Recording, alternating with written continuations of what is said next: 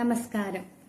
നമ്മൾ ചില വേദികളിൽ അല്ലെങ്കിൽ ചില വീടുകളിലൊക്കെ എന്തെങ്കിലും പരിപാടി നടക്കുമ്പോൾ ചില ആൾക്കാർ വരുമ്പം നമ്മൾ പറയല്ലേ, എന്താ ലുക്ക്, എന്ത് രസം അയാളെ കാണാൻ അല്ലെങ്കിൽ അവളെ കാണാൻ എന്ത് ഭംഗിയാന്ന് നമ്മൾ പറയാറില്ലേ.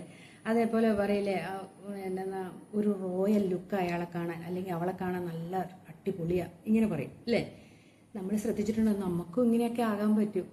നമ്മൾ ചുമ്മാ ഒന്ന് മനസ്സ് വെച്ചാൽ മതി. അങ്ങനെ നിങ്ങൾക്ക് ആകാൻ ആഗ്രഹമുണ്ടോ? നമുക്കൊന്ന് നോക്കിയാൽ അങ്ങനെ ആകാൻ വേണ്ടിയിട്ട് ആദ്യം ചെയ്യേണ്ട കാര്യം എന്നാണെന്നറിയാവോ? നമ്മളൊന്ന് പുഞ്ചിരിക്കുക. എപ്പോഴും നമ്മുടെ മുഖത്തൊരു പുഞ്ചിരി ഭാവം ഉണ്ടായിരിക്കണം.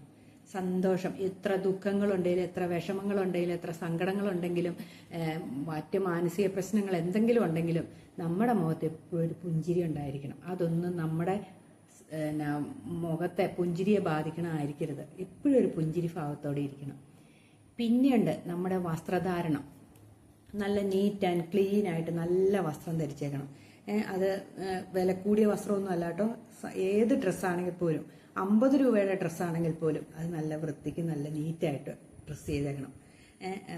പിന്നെ അടുത്തത്, നമ്മുടെ തലമുടിയൊക്കെ ഉണ്ടല്ലോ, ചീവി ഒതുക്കി വെക്കാൻ പറ്റുന്നവർ ഒതുക്കി വെക്കുക. അല്ലാതെ ചുമ്മാ ഇങ്ങനെ ചീവാതെ ഇട്ടേക്കണ മുടിയും ചിലർക്ക് ഭയങ്കര ഭംഗിയുണ്ട്.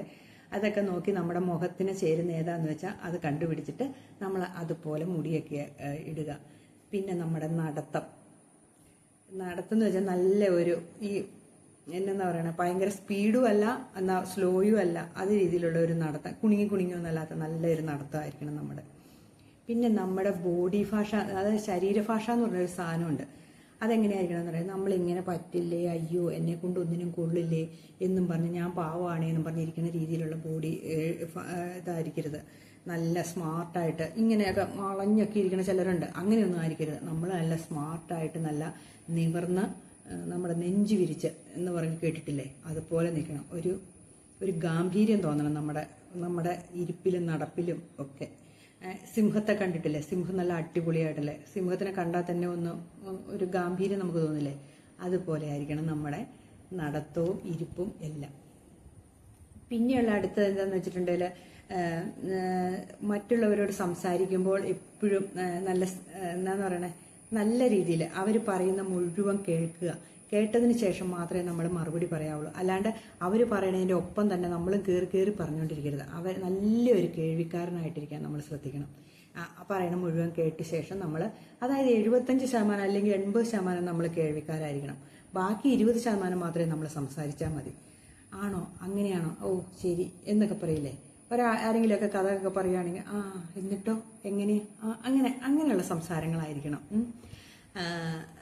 പിന്നെ നമ്മളെ പൊക്കി അടിച്ച് പറയുന്ന ചിലരുണ്ട്.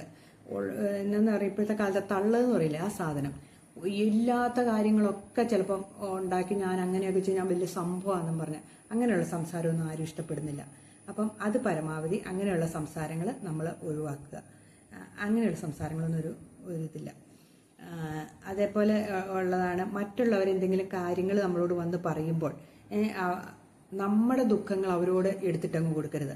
അതായത് എനിക്കിങ്ങനെയുണ്ട്, നീ പറയും പോലെ സംഭവങ്ങൾ ഞാൻ കേട്ടിട്ടുണ്ട്, അല്ലെ എനിക്കുണ്ടായിട്ടുണ്ടെന്നും പറഞ്ഞുകൊണ്ട് അവരുടെ മനസ്സിനൊരാശ്വാസത്തിന് വേണ്ടി നമ്മുടെ അടുത്ത് വന്ന് പറയണമായിരിക്കും. അപ്പം നമ്മളത് കേൾക്കുക. കേട്ടതിന് ശേഷം സാരമില്ല, അല്ലെങ്കിൽ പോട്ടെ, അല്ലെങ്കിൽ അതിനെന്തെങ്കിലും പരിഹാരം ഉണ്ടാക്കാടാ, അല്ലെങ്കിൽ ഉണ്ടാക്കാടി, ഇങ്ങനെയൊക്കെ പറയുകയല്ലാണ്ട് അതിൻ്റെ കൂടെ ഇരട്ടി എന്നാന്ന് പറയണേ, ആളിക്കത്തുന്ന തീയിലേക്ക് പിന്നെ കത്തിക്കാൻ ശ്രമിക്കാതിരിക്കുക. അങ്ങനെ ഒരു ഇത്. പിന്നെ ആരെങ്കിലും നമ്മളോട് എന്തെങ്കിലും കാര്യമൊക്കെ പറയാൻ വന്ന് നമ്മുടെ അടുത്ത് നിൽക്കുകയാണെങ്കിലേ നമ്മൾ കർശനമായിട്ട് അവരോട് സംസാരിക്കരുത്. ചിലർക്ക് ഒരു സ്വഭാവമുള്ള എന്നാണെന്നറിയാവോ, ഒത്തിരി പേരെ ഞാൻ കണ്ടിട്ടുണ്ട്. ആരെങ്കിലും ഒരു 3-4 പേരുടെ ഇടയ്ക്ക് നിൽക്കുകയാണെങ്കിൽ ഒരാളൊരു കാര്യം പറയുമ്പോൾ അയാളോട് ഭയങ്കരമായിട്ട് ദേഷ്യപ്പെട്ട് അല്ലെങ്കിൽ തട്ടി കയറിയിട്ട് സംസാരിക്കും. ഭയങ്കര ഷൗട്ട് ചെയ്തൊക്കെ സംസാരിക്കണം നമ്മൾ കേട്ടിട്ടില്ലേ. കർശനമായിട്ടൊന്ന് സംസാരിക്കും. അങ്ങനത്തെ സംസാരമൊന്നും ആരും ഇഷ്ടപ്പെടില്ല. അത് പറയുന്ന ആളുടെ മനസ്സിൽ അല്ലെങ്കിൽ കേൾക്കുന്ന ആൾക്കാരുടെ മനസ്സിൽ എന്താ ഒരു എന്നാന്ന് പറയണേ, അവരെന്താ വിചാരിക്കണത്, അങ്ങനെയൊന്നും സംസാരിക്കാതിരിക്കുക. ആരെയും മനസ്സിനെ നമ്മളായിട്ട് വേദനിപ്പിക്കരുത് ഒരിക്കൽ പോലും. അതേപോലെ എന്നാന്ന് പറയണേ, നമുക്ക് നന്നായിട്ട് നടക്കണം, നമുക്ക് ഒത്തിരി ആഗ്രഹം ഉണ്ടെങ്കിൽ നമുക്ക് ആരെയെങ്കിലും അനുകരിക്കാൻ പറ്റും. ഒന്നെങ്കിൽ സിനിമാ നടന്മാരെ അല്ലെങ്കിൽ ഏതെങ്കിലും നമുക്ക് ഇഷ്ടപ്പെട്ട ഒരാൾക്കാരുടെ രീതിയിൽ നമുക്ക് മേക്കപ്പൊക്കെ ചെയ്ത് വേഷമൊക്കെ കിട്ടി നമുക്ക് നടക്കാൻ പറ്റും. അതൊക്കെ നല്ലൊരു കോപ്പി അടിക്കുക എന്ന് പറയില്ലേ, അങ്ങനെയൊക്കെ നടക്കാനും നമ്മൾ ശ്രമിക്കുക. ഇങ്ങനെ ഇത്രയൊക്കെ ചെയ്ത് കഴിയുമ്പോഴത്തേക്കും നമുക്ക് ഭയങ്കര ഒരു പോസിറ്റീവ് എനർജി ഉണ്ടാവും. നമ്മൾ തന്നെ മാറും. നമ്മൾ നടക്കണേ നമ്മൾ എന്നെയും കാണാൻ ഒരു ലുക്കാണല്ലോ എന്ന് നമുക്ക് സ്വാഭാവികമായിട്ട് തോന്നുന്ന ചില സന്ദർഭങ്ങളില്ലേ, നമ്മൾ ഏതെങ്കിലും ഡ്രസ്സൊക്കെ ഇട്ട് നല്ല എന്നെ കാണാൻ ഇച്ചിരി ലുക്ക എന്ന് തോന്നുന്ന സംഭവങ്ങൾ എല്ലാവർക്കും തന്നെ ഉണ്ട്, എല്ലാവരുടെയും മനസ്സിൽ തന്നെയുണ്ട്.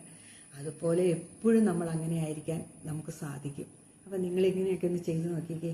എപ്പോഴും സന്തോഷവാന്മാരായിട്ടിരിക്കുക, അല്ലാണ്ട് വിഷമിച്ച് ഒരിക്കലും ഇരിക്കാണ്ടിരിക്കുക. ഇത്രയൊക്കെ ചെയ്ത് നോക്കി. ഓക്കെ, എല്ലാവർക്കും ഞാൻ നല്ലൊരു ദിവസം ആശംസിക്കുന്നു.